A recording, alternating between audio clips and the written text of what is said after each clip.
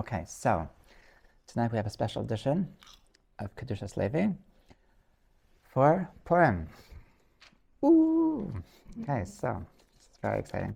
And Rabbi Yitzchak, he was obsessed with Purim. He was mamish of all the. He has so many pages. It's crazy. I was like totally stressed out today trying to learn all of everything. I didn't even get to half of it to try to learn what the Berdichever has to say about Purim. He has so much. It was like literally his thing. He has like 30 pages on Purim. Apparently, he wrote about this like before he wrote like his regular sefer. He's just into Purim, which just goes to show you how amazing Purim is. That he thought that it was the most noteworthy thing to write about. So there is no doubt that his essence and his greatest secrets can be found in the Torahs of Purim. Okay. So he organizes his commentaries on Purim according to the four mitzvahs of the day, and which I'm sure you know, the four mems, right? Mikra Nagila, Mishlach Manos, Matanas Levyanim, and Mishteh. And so he explains that all four of these are corresponding to special things that existed in special things that we see in the narrative of Purim that don't exist in other places.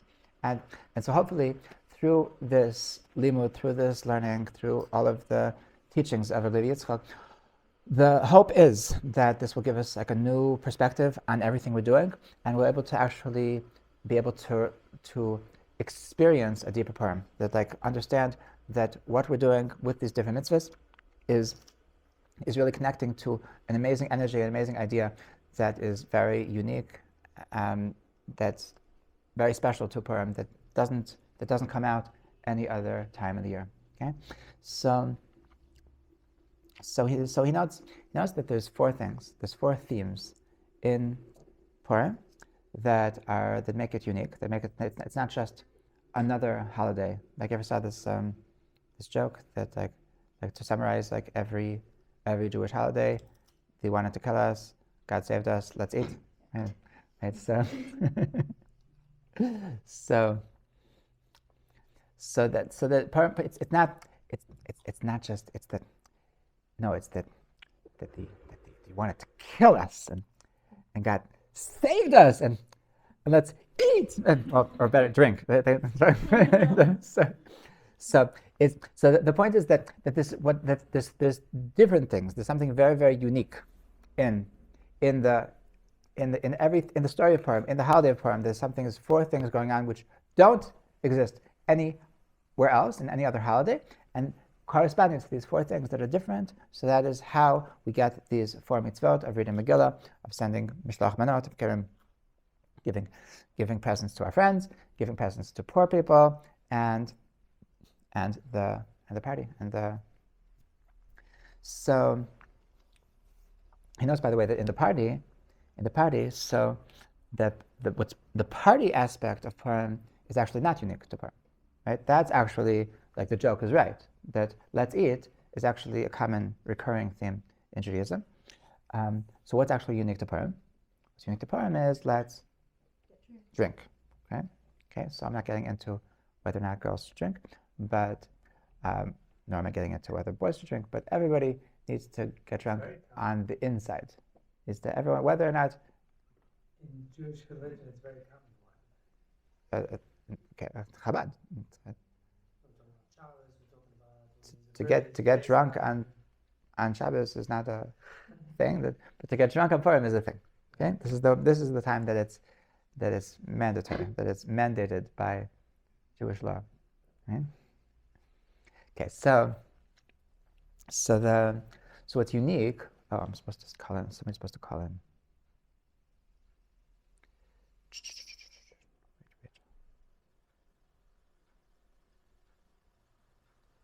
So what's unique? What's unique about the?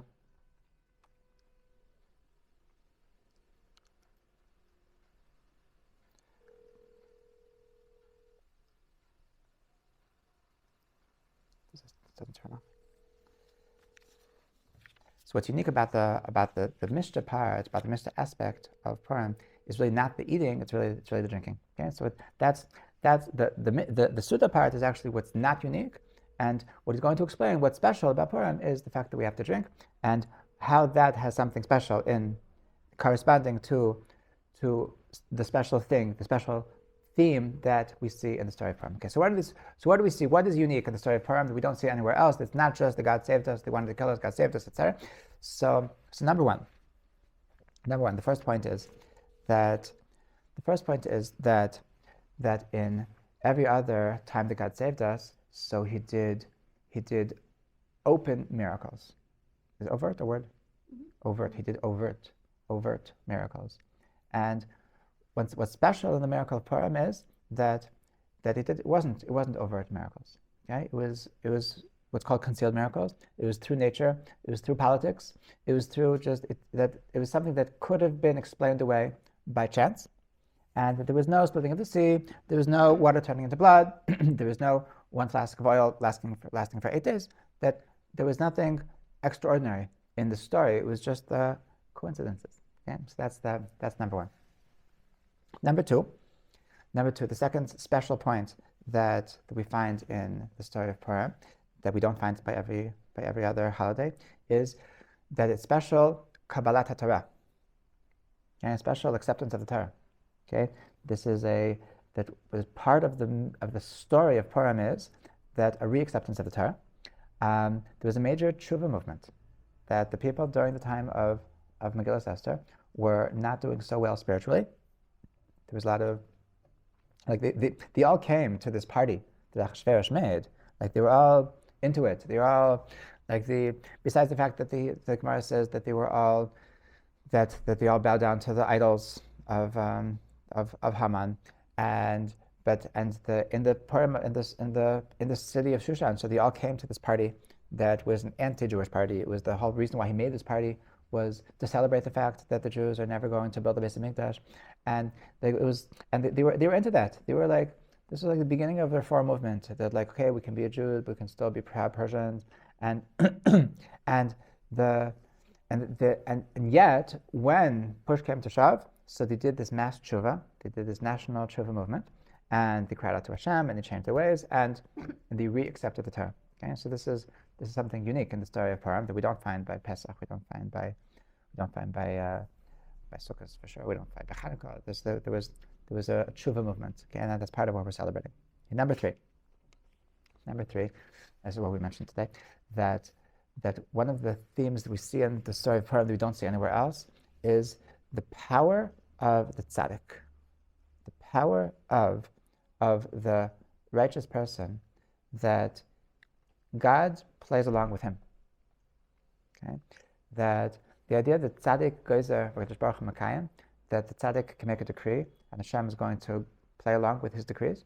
The fact that Hashem can make a decree to destroy the Jewish people, and tzaddik is gonna change that, is gonna undo that, and the tzaddik goes up to Hashem and says, "Not so fast. That hold on, you can't do that." And Mordechai and Esther, that through their tefillos, they were able to overturn the decision of God. And that's something that's very unique. We don't find that in any other holiday. That the theme is the fact that there's what's unique. This is actually unique in Jewish history. Like from the time of creation, there was only one time in history that there was a decree in heaven to destroy the Jewish people. This is a once in history reality that God had decreed. Like it had by the golden calf, so it was a discussion. There was maybe I'll do it, but it was never a decree. It was never a decree. And by the story of Purim, so things were so bad, we were so not okay, that it was decreed in heaven. It was decreed in heaven that they were going to be destroyed, and it says that Mordechai asked Elijah the prophet to tell me, is it a real decree? He said, yeah, it's a real decree in heaven. They decreed that you're going to be destroyed. And he asked, is it written in clay or is it written in blood? Because the decrees which are written in clay, so they can be broken. clay can be broken. But blood, if it's written in blood, then it's over, then we're finished. So he said, oh, actually it's only written in clay. So then Mordechai understood that I can still overturn it. That's that we still have hope. Okay? So yeah. Why did Hashem decree that after the whole thing of Moshe standing up for the Jewish people? Was it only because Moshe wasn't there and Moshe's merit didn't continue the decree of letting the Jews live? Apparently we were pretty not okay. We were pretty off the derech. Nothing against being off the derech, but maybe Hashem would want to destroy you. No. Spicy. So guys, you gotta do tshuva. So, okay. Good thing we're not being recorded. Yeah. So, so it was actually decreed. It was actually decreed that we're going to be destroyed. It was decreed that this is not working. It appeared to God that this plan of Jewish people bringing out God's glory into the world was just failing, and on a national level, and Mordechai and Esther were able to overturn it. So So this theme is the theme of the tzaddik, the theme of the fact that the tzaddik can overturn, can be like, you don't have such a thing. You don't usually, like when we think about our relationship with God. So we talk about ourselves as children of Hashem. Im kevanim, im kevadim. We're servants of Hashem. We're children of Hashem, but we usually don't think of Hashem as our pals, our pal. Right? We were just talking about this in a class earlier today. That it says that Hashem created the Leviathan, the Leviathan. He created that Leviathan zela yatzarta l'sachak bo. Hashem created this creation, the Leviathan, to have fun with. Like when Hashem wants to just have fun, so he chills with the Leviathan. Yeah? I have no idea what that is. The Leviathan is like the big fish that has its speaking and eating. It doesn't matter what it looks like, but the point is that it's this creation that Hashem created in order to just chill.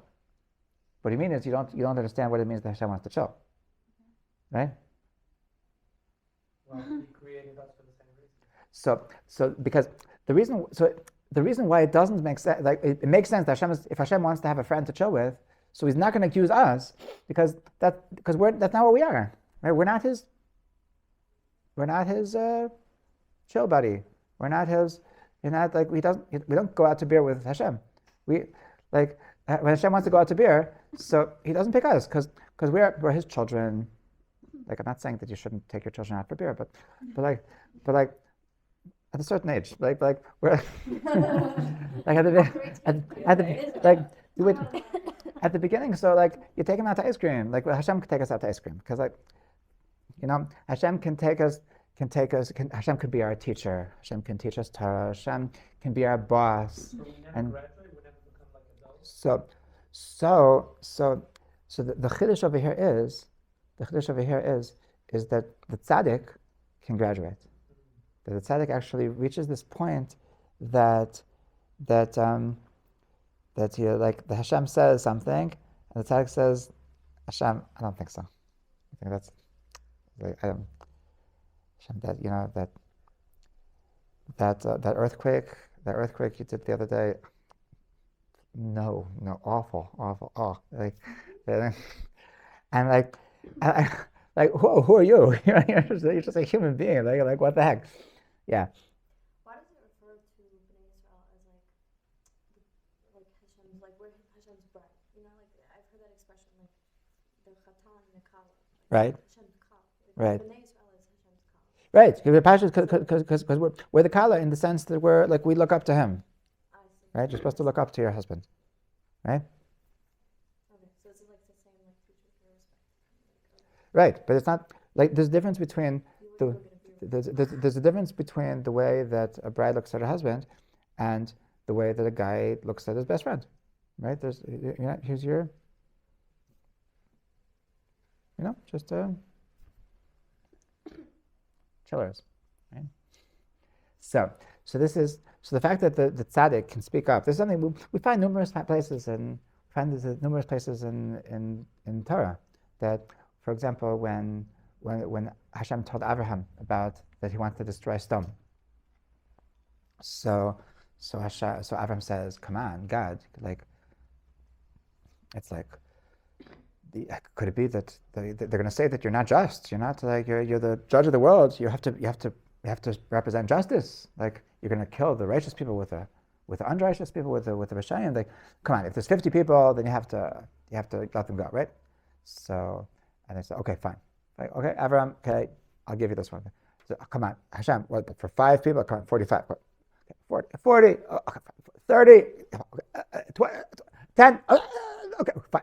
Okay, Avram. Okay, you're right. I'm sorry. Okay, for 10, if there's 10 people, then I won't destroy stone. And like next thing we know, so there wasn't 10. Said okay, so we just. But like it's such a weird conversation. Like Avram, who do you think you are? Do you realize who you're talking to? Do you realize you're speaking to the Creator of the world? Like you're telling the Creator of justice that Hashem. Come on, that's not just. Come on, could you be a little bit fair? You're being mean. Hashem. It's completely absurd. It's completely absurd that Abraham can talk back to Hashem like that. And it's only because Hashem created this reality that the tzaddik can graduate, so to speak. Like I like that word. That the tzaddik is able to graduate to be this higher level. And this is something that we see. This is something that is unique to the story of Purim, that we're celebrating it. That we're celebrating it in the fact that we overturn the judgment. That tzaddik overturns the judgment of Hashem. Yeah, the Hashem decreed that we're going to be destroyed, and the tzaddikim overturned this decree. Okay, and the fourth point, and this is corresponding to the mitzvah of getting drunk on Purim, which was once again the unique mitzvah that we have. We never in the course of the year we never have mitzvah to get drunk. So this is corresponding to something unique, that it's through the evil, that it's through the bad guys. It's through the bad. Speaking of bad guys, okay, just kidding. So shalom. So only come. So have some Mexican potato chips. It tastes like pizza. Tastes like pizza. Oh. Oh no, not that. The Mexican potato.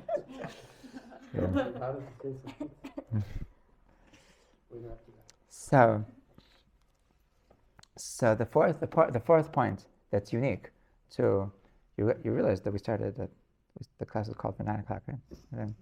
Yeah. So no, it actually didn't start so long ago, but just wanted to make you aware.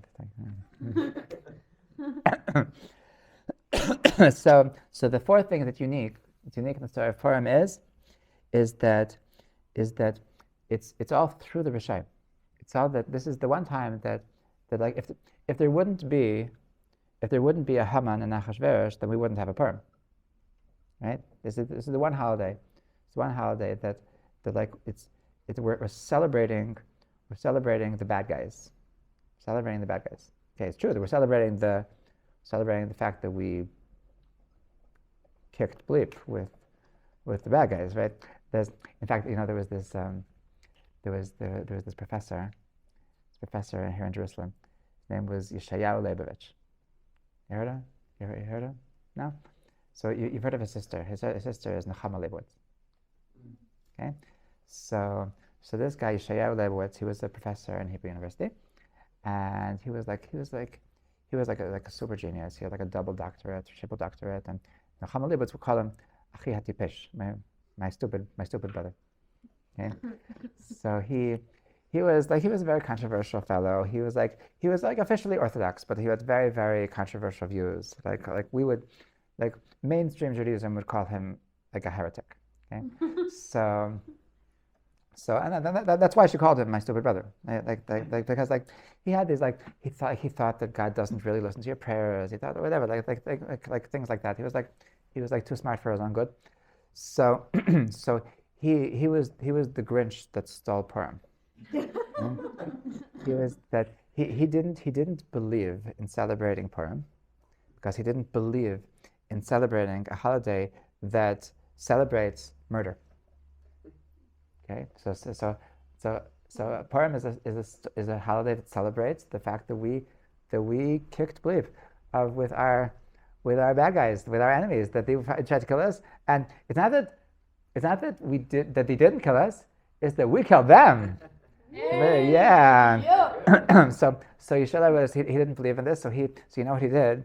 So on the 14th of Adar, which is he lived in Jerusalem. I think he lived in Jerusalem. But he would go on the 14th of Purim he would stay home, and then on the 15th of Adar he would go to Tel Aviv. Okay? So he would just avoid Purim, and it's not true halachically. It's not true halachically. That the halacha is that that wherever you're going to be the morning of the 14th, that decides what you're obligated in. I mean, like if you're in Jerusalem the 14th, then you absolutely have to keep in Jerusalem. It doesn't help to go to Tel Aviv. Not that anybody here would go to Tel Aviv. It doesn't help to go to Tzfat. On the 15th. You're still after. Okay, so it's a halacha question, right? Yeah. Yeah. So after. So he was the Grinch that stole Purim. And what he didn't realize is that those 70,000, those 75,000 people that it says that we murdered, that we killed. So who are these 75,000 persons? So it says in the Targum. I tell this. It says in the Targum Sheni in the Megillah. It says that these 75,000 people, they were all from Amalek. They were all the descendants of Amalek. Okay, and how does the Targum know this? Because it says that when this decree came out, so it says Kinafa Pachat Hayudu Amalek, that everyone was terrified. Everyone was terrified of the Jews. The part of the story of Purim was that Mordechai looked really, really respectable. He looked very dignified. Everybody was terrified of the Jews. That we looked at when people say could you please move? Yes sir, please. They thought that we were like scary. Okay, but there's one nation that we know from history that even when the entire world looks at us as untouchable, but there's one nation that doesn't care. Okay? After Yetzias Mitzrayim, after the Exodus, after Kriyas Yamsuf, after the splitting of the Red Sea, so the entire world was terrified of the Jews. They saw that God is on our side. They saw that you don't mess with these people. If you mess with these people, he's gonna turn your water into blood. He's gonna put frogs into your stomach. He's gonna make you full of boils. He's gonna kill your firstborn. He's just don't mess. And there's one nation that didn't care. That I hate the Jews so much, I am willing to go on a suicide mission. Okay, I'm willing to whatever it takes to get them down, as long as even if I'm gonna suffer. Okay, even if I'm gonna suffer, that I'm willing to go down. This is like the precedent of suicide bombers. Okay, like this is like absolutely. This is like this the hate of the Jews so much that I am willing to kill myself as long as I can get a couple of Jews in the process. So this is Amalek. This is the only Amalek. Think about it.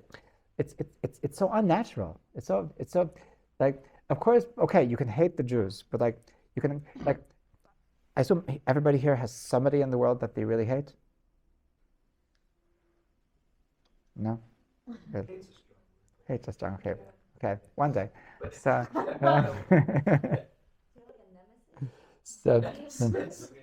But you wouldn't so want to kill him so much that you're going to go with him. Like I wouldn't go. That's retarded. That's retarded. Come on, then I'm losing everything. Like at least like I'm enjoying my life. Like I would rather him not be here. But like if it's I'd rather be here and deal with him than not be here. That's retarded, right? To hate the Jews so much that I'm going to take my own life as long as to get rid of that. That's unnatural. That's supernatural. That's a hate which doesn't make any sense in anything we know of how people hate each other. Right? That's something that has to come from above. Has to come from above. So this is the hate that Amalek had for us, and that's why that when everyone else was terrified, so there was only one nation that didn't care, that were terrifying. Okay? I am pretty scary, right? I put the emojis for the class tonight. I put a really scary emoji. So next to Santa. So even when we're really scary, so Amalek doesn't care. And so the 75,000, Targum says the 75,000 people that we killed, so there was all Amalek. That was Mechias Amalek. So there's nothing to be embarrassed about. There's nothing to, the truth is that I sometimes give a class about the different parts of Judaism that go against logic. Okay, there's so few things. There's so few things in Judaism that logic that has a problem with. Like logic, like rational thought, human morality has a problem with. Slavery, the fact that the Torah permits slavery, that's a problem. The fact that the Torah prohibits homosexuality is a problem. The fact that the Torah, so genocide, like the genocide of Amalek, like come on, even babies, that this is one of the things that goes against what logical thought would dictate, right? So I always explain that if you would ever meet somebody from Amalek, you would be begging God to command us to kill him. Okay? The only reason why it seems to us to be illogical is only because we have never met anybody from Amalek. Because a person who is really from Amalek, so they're just built differently. They're just built differently. Like the clinical definition of a sociopath is a person that has no conscience. So they have there's nothing bad. They don't feel anything wrong with doing cruel, evil things. Like they're just built differently. So like they're actually, the world is actually better off without these people. Okay, so if we would ever meet, Amalek, so then we would be very, very happy. I just heard this recently. I just heard over Shabbos that Rav Gustman, Zachar Bracha, he was a Rosh Yeshiva. He lived here. He lived in Rechavia. He had a yeshiva here in Rechavia called Netzach Yisrael, and so I always knew that he was a Holocaust survivor. I always knew that because I had a Rebbe that was a student of his. So this Rebbe of mine told me different things about him, and he told me that the Rav Gustman would say that nothing can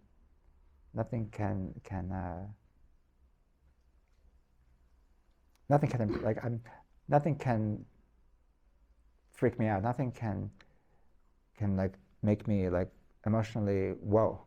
Like I've seen it all. I've seen it all. Because when I was 18 years old, so the greatest rabbi in the world, Rav Chaim Ozer Grozensky, the greatest halacha katari in the world, would stand up when I would walk into the room. He was so impressed with me and with my 18-year-old knowledge of Torah that when I would walk into the room, Rav Chaim Ozer would stand up. And then a couple of years later, so the Nazis came and they killed my children in front of me. So I've been to the top of the world, I've been to the bottom of the world. So between that, so nothing can faze me. Okay? So it was very interesting thing. Like he hid in the forest for 3 years. That's how he survived the war. And he would tell that once his rabbi, Rav Chaim Ozer, the biggest rabbi in the world, that once they were going for a walk, and it was a crazy thing. Like out of nowhere, like they were in the middle of talking about some halachic sugya, and he started telling him. They started pointing out things in the ground. Like this is poisonous. This leaf is poisonous. Never eat this. This kind of mushroom, this you can survive on. This is actually has a lot of nutrients. And he started telling him these weird, random pieces of information of, like, what's it called? Like when you're in the desert, when you of what? Scavenging. Okay, and so like he made this mental note. Like apparently, like Reb Chaim thinks it's important for me to know. And then a couple of years later, then he was fleeing from the Nazis, and this knowledge is what kept him alive. Okay, so that I know. But on Shabbos, I heard from somebody who heard it from him that apparently when he was hiding in the forest for 3 years, he met up with they teamed up with the partisans, and there was like this, and I'm not sure exactly who the partisans were, but apparently he actually killed Nazis, and he was proud his whole life that he would boast to his students and to his friends that ich hab Sache gewählt, I had the merit to be able to really do Machias Amalek, to really destroy Amalek. That was like, I got to do it for real. I shot him with a bullet, So apparently more than one Nazi, like a couple of them. So what? Yeah, for sure. So if we would meet this, if we would see this like this real intense evil, so like that would, if you would know what an Amalek looked like, you would be the first one to say that, like, whoa, this person should not be here. Okay, so anyway, so the holiday of Purim is unique in the fact that we need the bad guys. We need the bad. If there wouldn't be, that's why you see kids that are dressing up as like Achashverosh. And when I was a kid, people would dress up as Haman. No, I think he wanted. I don't think a parent would do it against it because, like, I don't know, but Achashverosh. But when I was a kid, it was for sure normal to dress up as Achashverosh, and like, I think it's not PC anymore in like Haredi society, at least. Where did this whole idea of dressing up in Purim came about? Like, what's the connection? Oh, for sure. That's Mordechai and Esther told everybody that you have to dress up. So you must dress up as it was one of the Purims. Yes. One of the Purims. And if your family has a theme, that like then you get extra credit. Especially if it's Disney. Yeah. Disney ultimate. Budweiser, salt, pepper, and so. Is it just a celebration that God, how, what's the connection? Okay, now for that you have to. I gave a whole class on this today. Not to you, right? I gave I gave a class today in the Bay about this. Also Shalosh Shudas to talk about this. You were here, right? Yeah, this was my Shalosh Shudas term. That with the idea of the difference between clothing and costumes. Okay, it's a different time. So anyway, costumes is about Adelo Yada. Costumes is about that you'll never know who I really am. Okay, that's in a word. So anyway, so this is the four unique things. This is the four unique things, and this is why the story of Purim is so unique, and so corresponding to that, so we have these four mitzvahs. Okay, so then he goes one by one, like I said, over the course of these 30 pages, to explain how the four mitzvahs are corresponding to these four unique themes, these four unique ideas that only show up in the holiday of Purim. Okay, so one by one. So let's go back to the beginning. So the first thing that's unique about Purim is the fact that there's no open miracles. Okay? Every other holiday is commemorating some kind of miracle, something supernatural. Right? Pesach is obviously already celebrating the fact that there's 10 plagues, the fact that Hashem did miracles and wonders. Shavuos is something we're celebrating the fact that God came down and spoke to the Jewish people. That's absolutely supernatural. The fact that on Sukkot we're commemorating the fact that Hashem, that He took care of us, that He guarded us with the clouds of glory, that there's like the supernatural clouds of glory that we felt His closeness. And Hanukkah, so we have the story with the miraculous war, the miraculous a flask of oil. Everything is supernatural. And then Purim is the one holiday that everything is teva. It's teva. It's all nature. It's all nature. Okay, so so he explains that he starts with he wants to explain a bunch of things here. There's an interesting thing. It says, we say in Lala Seder that ilu kervenu lifnei harsina v'lanas lanu satera dayenu, that if Hashem would bring us close to Mount Sinai, even if He wouldn't have given us the Torah, so dayenu, that's enough. That we would be. It's worth thanking Hashem.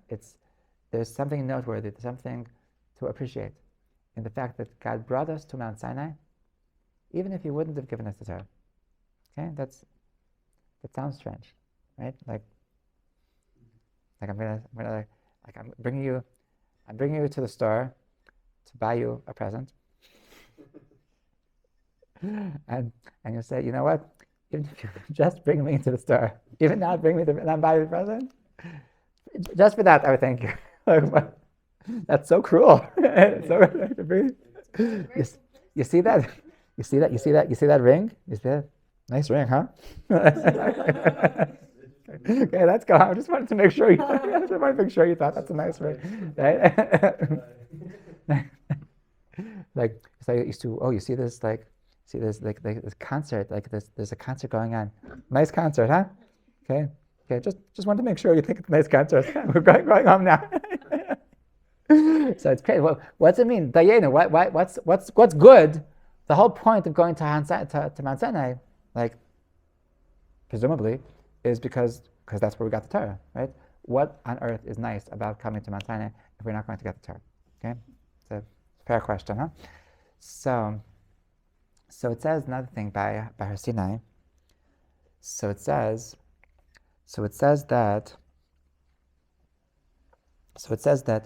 that even after we said Nasa v'Nishma, it says that Hashem forced us into it. Okay, it says that Hashem took Mount Sinai, He held it over our heads, and He said that if you're going to take the Torah, then good, and if not, so that's the end of you. That's the end of you. I'm going to just drop it. That'll be the end of you. Now, so the Maharam Prague explains. I always point this out. The Maharam Prague explains that nobody should think this is to be taken literally. It wasn't physically that there was this, that Hashem actually uprooted Mount Sinai, held it over our heads. It means a metaphor. It means that Hashem elevated us to a level of understanding that it was just impossible. It was impossible not to understand. Okay, but the point is that it was still force. It was still force. Hashem brought us to a level of understanding that we had no choice. And he explains that just like we have no choice as to accept that 2 and 2 is 4, so we had no choice to accept that the Torah is for us. Okay, but whether it's literal or a metaphor, but the point is the same. The point is that there was an element of force. That Hashem brought us to a state of mind that we could not say no. Okay, the question is, why did God do this? He did something to us that forced us into saying yes. And the question is why? After we had already said that we wanted it, we had already said that we wanted to accept the Torah, Nasa v'Nishma, and yet Hashem felt the need to force us. Okay, and so, and last but not least, so when we said Nasa v'Nishma, so how could we actually say that we want to do it before we actually heard what Hashem wanted to tell us? Okay. So to explain all of these questions, so he brings a famous midrash that it says that Abraham was able to perform the Torah, was able to follow the Torah even before Hashem commanded him. So from where did Abraham know what to do? It says that Abraham he understood Karban Pesach. He understood how to keep Pesach. He understood. He put on tefillin. He understood the mitzvot just from himself. Chazal, you have this very interesting way of explaining this. He says that his kidneys became his teachers, and so how did he understand? How he understood intuitively. His connection to Torah was not that something external. The God said, "Abraham, please do as follows," and He just got it. So the Rabbi Yitzchak explains. It's one of Rabbi Yitzchak's more famous Torahs, that it says that the 365 mitzvot, the 248 positive mitzvot are corresponding to the 248 limbs in the human body, and the 365 negative mitzvot, transgressions, they are corresponding to the 365 sinews in the human body. Okay, so basically, that a person who is really in tune to his body should be in tune to the spiritual energy which is giving life to that part of my body. And that's what Avraham was unique in, his ability to really to be in touch with. Like, I heard a crazy thing. I heard that there's, you ever heard of this phantom pain? Phantom pain. The people with that chas v'shalom, that the leg was amputated, they can feel pain in their leg, even though they don't have a leg. And so I heard that it's because there's a part of your soul which is connected to your leg, and even if your physical leg isn't there, but the soul, which is the life source of your leg, that's still there. So you're feeling the pain in the soul of your leg, okay? Meaning that your soul has 365 limbs, and the only way to 248 limbs, and the only way to give life to the limbs of your soul is through the 248 mitzvot. Okay, so Abraham, he was very in touch with the soul of his limbs and soul of his sinews, and so it's through his understanding of his body. So just like a person has a physical feeling of the different parts of his body, so Abraham had a spiritual feeling to the parts of his body. So he knew that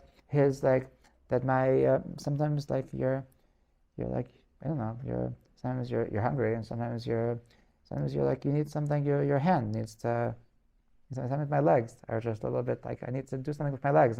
And so Abraham, so every single part of his body was thirsty for something. And he understood that, I'm thirsty right now for some matzah. I'm thirsty right now for a shofar. I'm thirsty. And that's how he was able to intuit. That's a word, right? He was able to intuit all of the entire Torah. Okay. So a person that has really elevated his body, a person was able to really cleanse his body from all the background noise and all the static and all the things that just mix us up.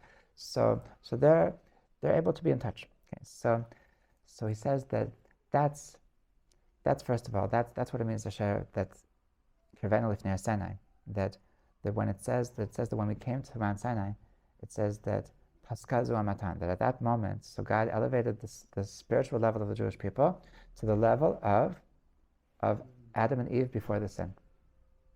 Okay, so at that moment, so all of the contamination that the snake was able to get into us through the sin of the tree of knowledge, so that all just disappeared, it all just dissolved. And at that moment, so we reached the level of Avraham Avinu that we got it, that we were just in touch with our soul in such a deep level that intuitively we knew that, what my soul needs right now is really just Torah. That's really what I need. Okay, and that's why it made sense for us to say Nasa v'Nishma. That's why we knew the Torah was for us. We knew that we just needed it, just like when you're thirsty, you need to drink water. So we knew that that my soul is just thirsty for learning Torah, for keeping Shabbos, for keeping kosher, for all it's just yuck. We just felt it. We just felt a natural need to be connected to Torah, without any connection to that. Not because you said so, just because that's precisely what I'm in the mood for right now. Okay, that was the level that we elevated ourselves to. That when we got to our sin, and that's why it says that Mount Sinai, that when we came to Mount Sinai, Pascha Zel Masam. So that's why we say Nasa v'Nishma. Now, so why did Hashem force us? Why did Hashem have this need that it shouldn't be enough to say Nasa v'Nishma? Because He knew that this was going to end. You know that this is so beautiful.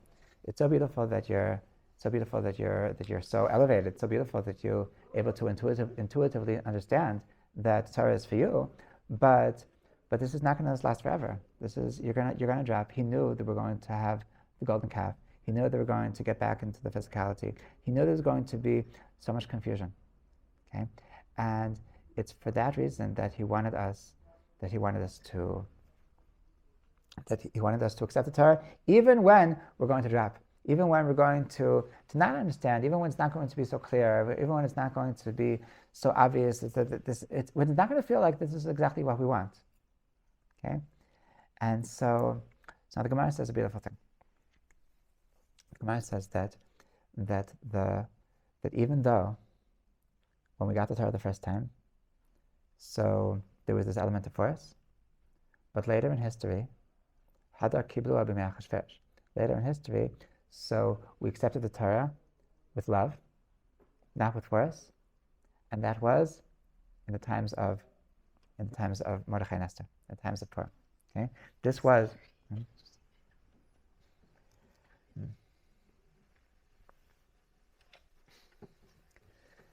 So this is the time that during the story of Mordechai and Esther, during the story of Purim. So this is when we re-accept the Torah with love, without force. Okay, so what was special about Mordechai and Esther? What's special about Mordechai and Esther is that the miracle was completely through nature.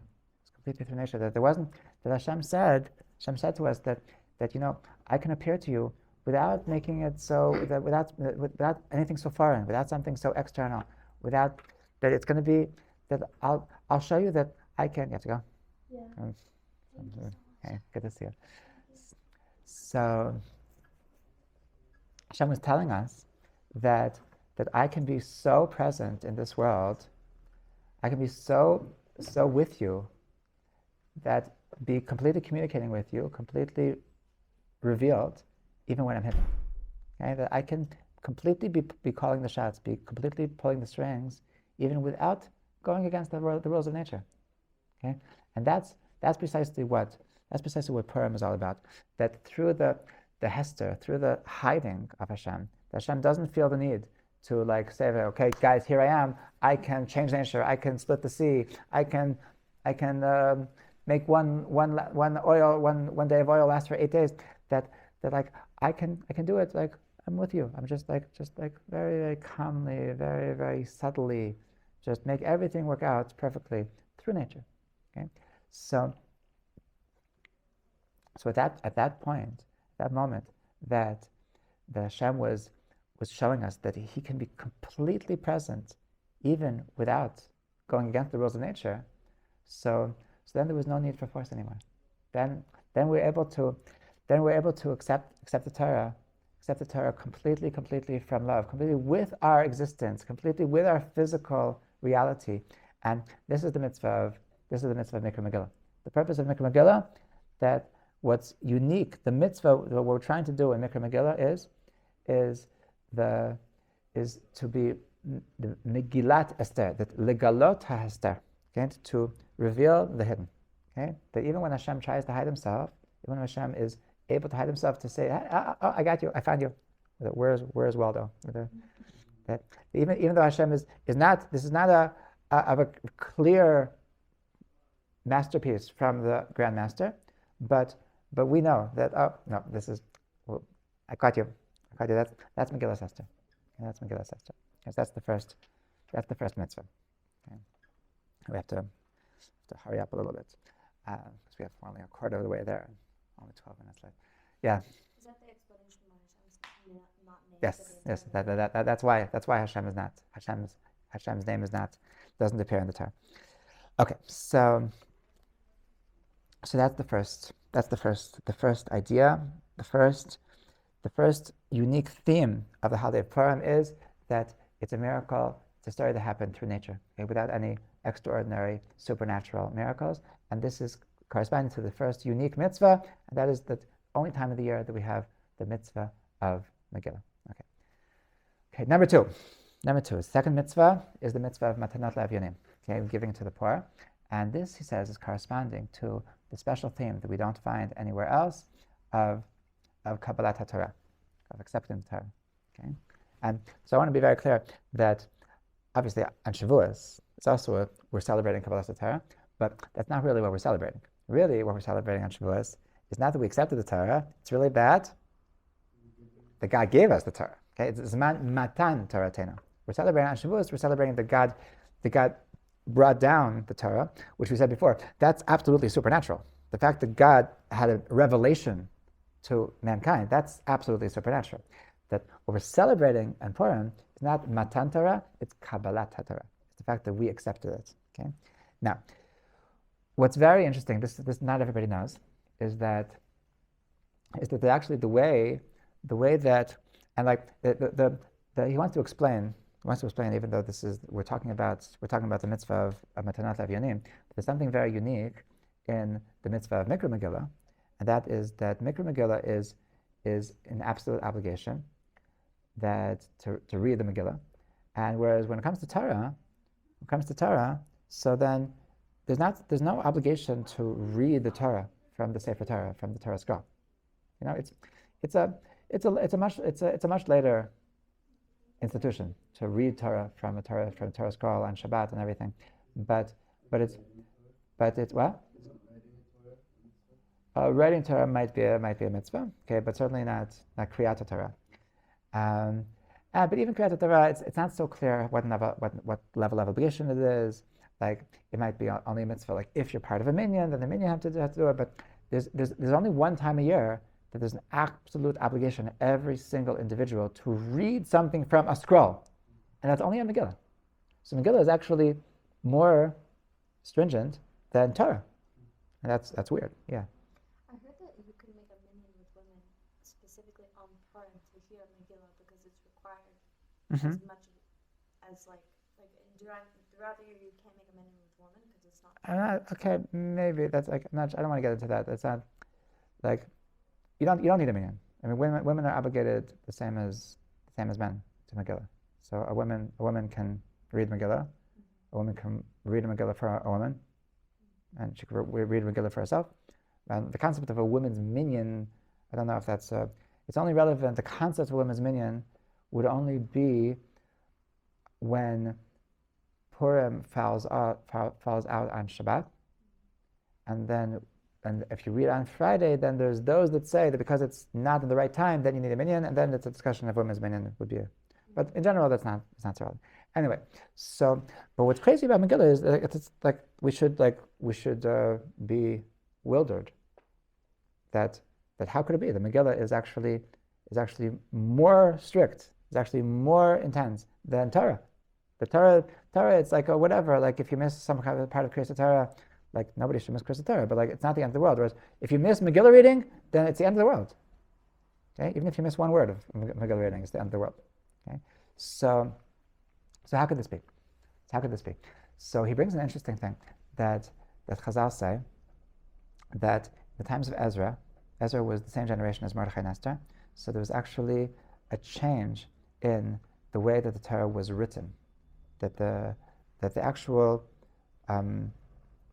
calligraphy, that the actual way that the letters look, there's a different ktav, that in times of Moshe Rabbeinu, the Torah was written in something called ktav ivri. There's a different kind of script, and in the times of Ezra, it changed to what's called ktav ashuri, okay, which is what we have now. And the ktav ashuri is the real way.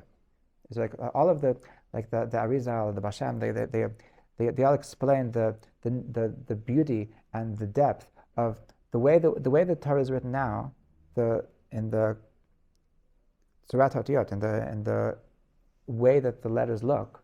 So there's depth into the graphic design of the letters. There's many letters that are, for example, many letters which are a chaf and a vav. Chaf and a vav, because chaf vav is 26, is Hashem's name. Like for example, lamed is a chaf and a vav, and a mem is a chaf and a vav. Right? And there's another one.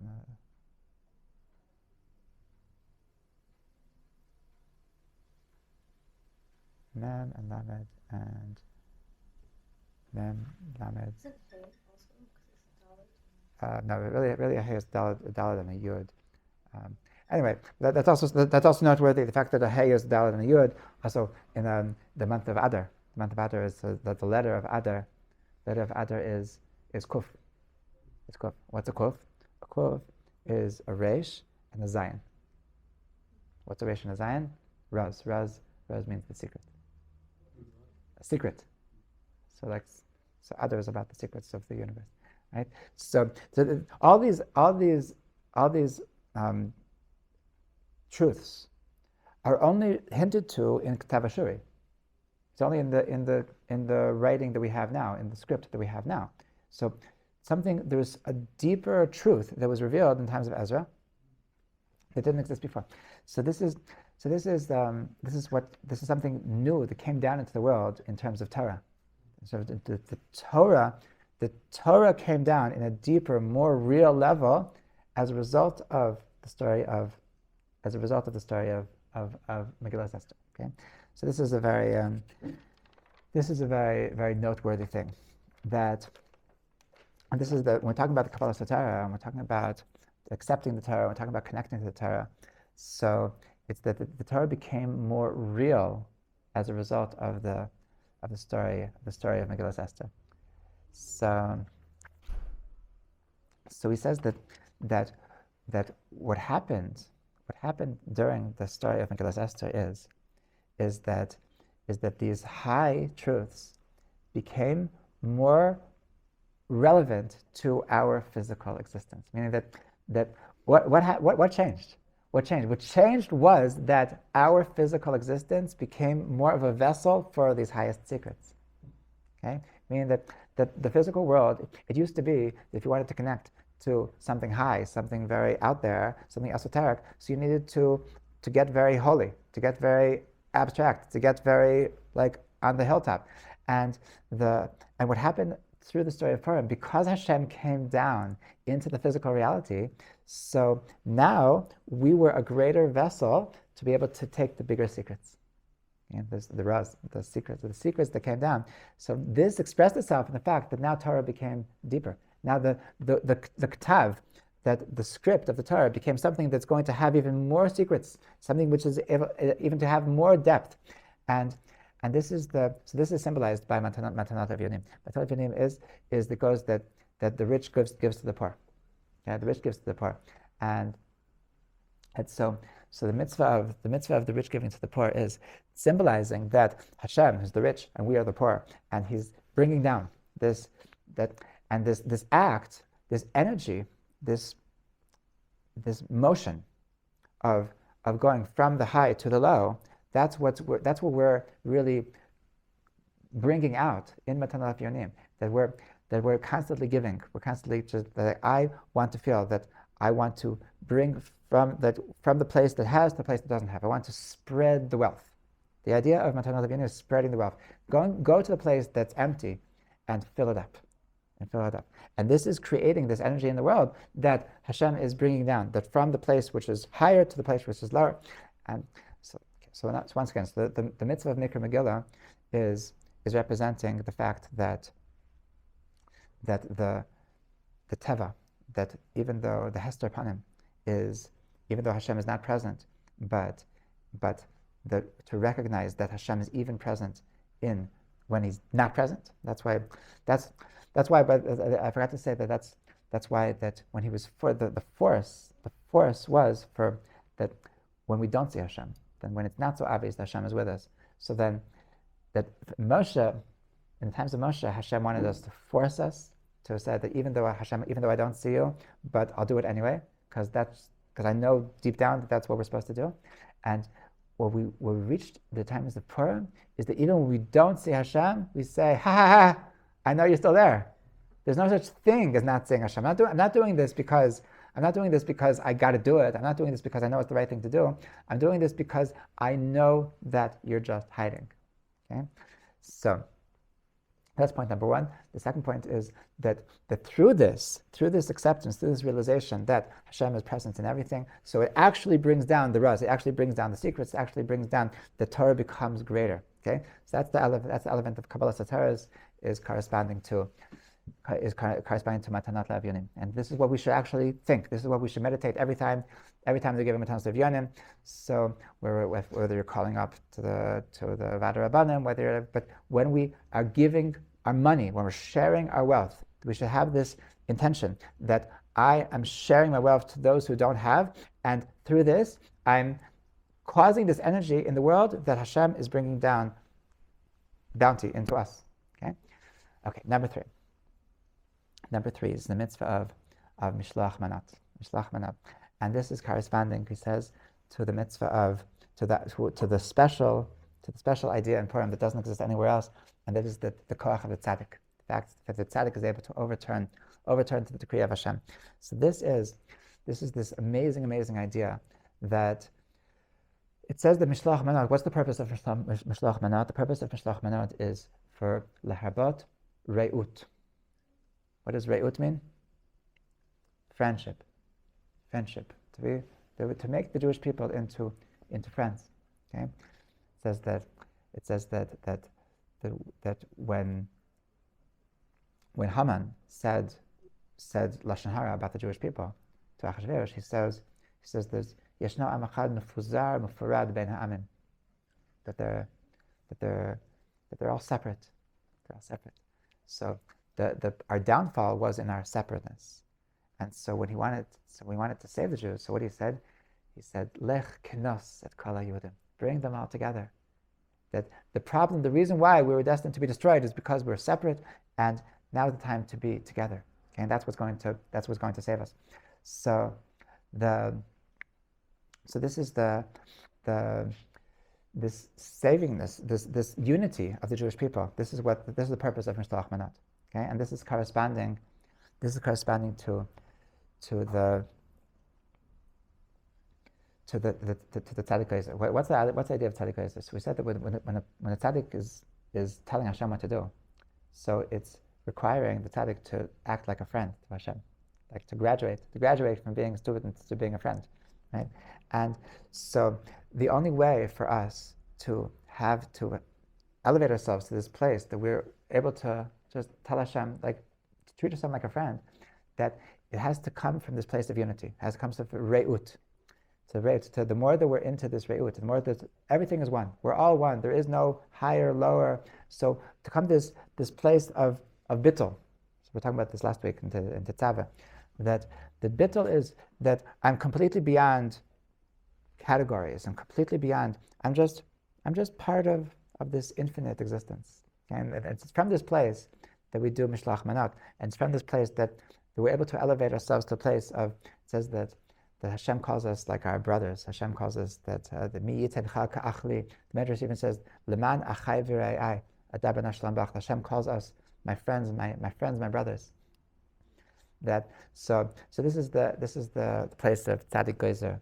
Tzaddik geizer, that we're able to Hashem looks to us, and He looks at us like a companion, like to us, looks to us like a friend.